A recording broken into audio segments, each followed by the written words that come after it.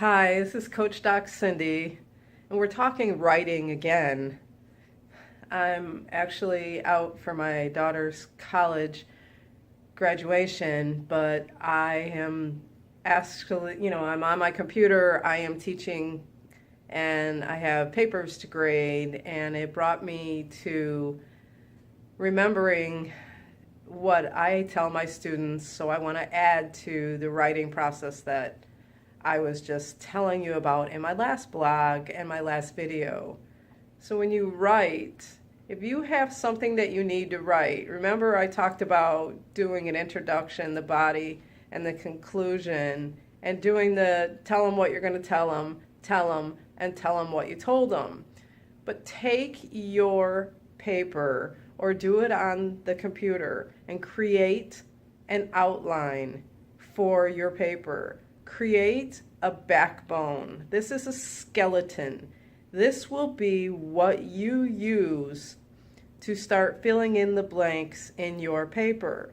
This is also a great way for you to stay on task in your paper and not go off in all different tangents and avenues that are not related to your topic. So create a strong outline. Once that paper is written, you need to go in and read your paper. Now you're going to be working on this paper for quite some time. And when I say read your paper, I say read your paper out loud. Read it exactly how it is. Oftentimes when we write, we know what we're thinking, but that's not what gets on paper. So see if what you wrote makes sense when you speak it. Also have someone else read it. Having someone else read it picks up on things too. When you use programs to write in, like Word, if you're writing in Word, and if you have the Word program for your Mac, some people use Pages, but in Word will give you some clues when there's problems in your paper. So if you see something underlined, go ahead and realize that that means that something's up with it. It could actually tell you some information about your structure. It could say that you have a fragment. It could tell you that you don't have the right spelling. It can definitely give you some clues.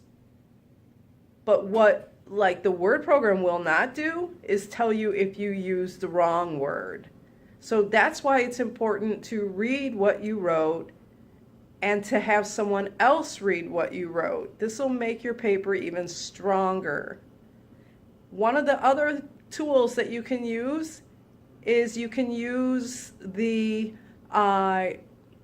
Word program to completely update it by saving drafts. And creating drafts will let you see the difference of your paper, so you can save it. A lot of people that I know save it with the date and then save it maybe as an A, a B, and a C for each different draft that they do. And always email it to yourself, get a Gmail account so that you can save it, so that there's another way to track your paper. Because if you use a flash drive, and then you forget your flash drive, or your flash drive fails, or you just can't get it to work, always email yourself with that paper. So I wanted to help everybody as much as I could. There's so much more that I could help you with, but I hope these little points do help you. Watch for my blog.